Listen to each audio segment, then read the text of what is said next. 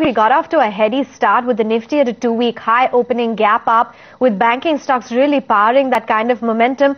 But all of that really fizzled out by the day's close. Yes, you did have the liquidity measures which were announced by the Reserve Bank governor, and that's largely what fueled the rally. But all of that enthusiasm came to a grinding halt, and we ended in the green.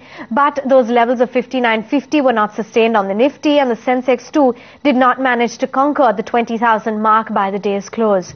Broader markets, remember, yesterday was a good day of outperformance, but today you didn't see that kind of a momentum being sustained, and in fact you had the mid-cap end of the market. Should pull that up for you. That managed to end rather flat, and it was the small cap end of the market which did manage to outperform.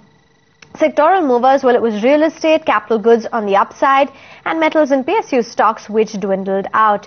Index gainers coming in the form of Bharti, Tata Power, L&T, as well as Ultratech Cement. Some of the other stocks in focus included the entire infrastructure basket, which saw a stellar rally, the likes of GMR, GVK, Ashoka, Buildcon, and you even had the follow-through effect passing on to names like Punj and Lanco, as the CCEA today allowed deferring of the premium payment by road project developers, and NHAI will now take up the road developers' premium deferment, and all the stress projects which will be allowed to defer their premium payment.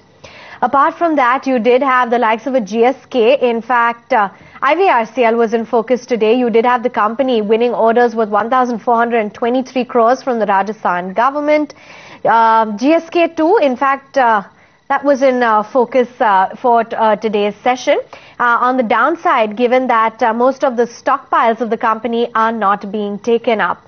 You had Kajaria Ceramics as it approved a hike in the investment limit to 40%, accepting the investments from Westbridge crossover, and that really was boding well for the stock.